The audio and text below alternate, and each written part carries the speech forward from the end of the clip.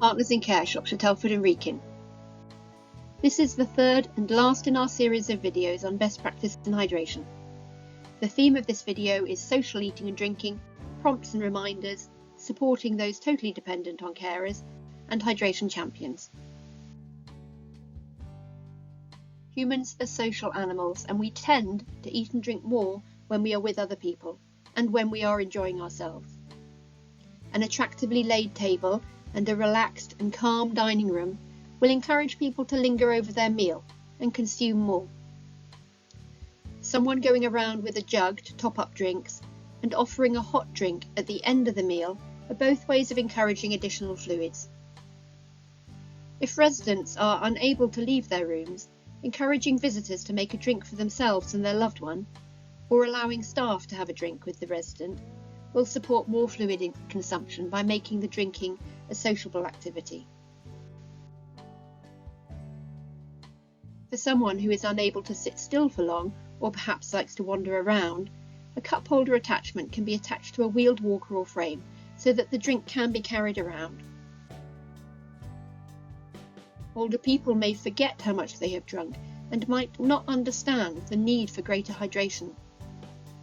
Tally boards and measured drinks containers can make it easier for them to track how much they are drinking.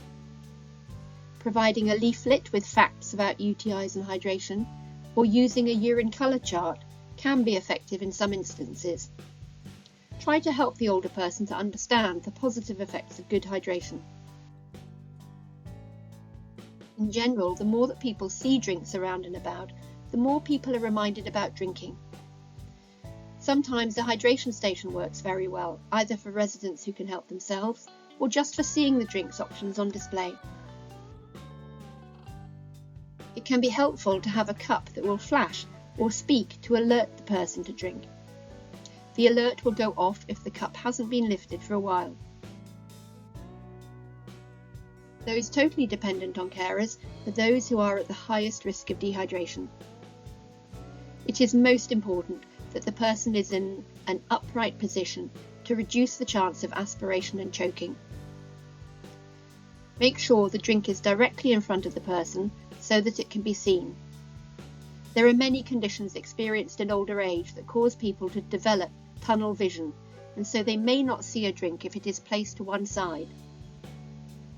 Those with dementia may struggle to initiate picking up a drink, and can be helped by having the drink placed directly into their hand. If this prompt isn't enough, supporting their hand to lift the drink up to their mouth using a hand-over-hand technique will trigger the muscle memory of drinking and stimulate the person to open their mouth to take the drink. If someone has advanced dementia, they might hold the drink in their mouth without swallowing because they are not aware of the drink being there. By increasing the sensation of the drink in the mouth, the person is reminded to swallow. Increasing sensation can be done by changing the temperature or flavour of the drink, so colder, stronger, sweeter and tangier drinks can all stimulate swallowing.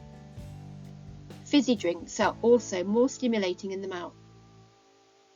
Other ways of prompting someone to swallow can be to touch the lip with a chilled spoon and to stroke the person's cheek. It is important to position yourself on the same level and in front of the person so they have the best chance of seeing you, and to talk to them about their drink and describe what you are doing. With people who have swallowing difficulties, a little and often approach to fluids is generally best, and it is important to allow enough time. We found that new carers often don't know how long it takes to support someone to eat and drink, and will need to be guided by more experienced staff. Hydration champions can be a great resource for improving hydration and leading change in the organisation, but they do need support. We've found it works best where there are at least 3 champions, depending on the size of the home, or 1 champion per unit plus a representative from the kitchen. The Plan, Do, Study, Act cycle is a useful tool for planning and reviewing a change. Most changes require a few amendments and retries before they are successful. The first step could be to audit the home's hydration practices and make a priority action list.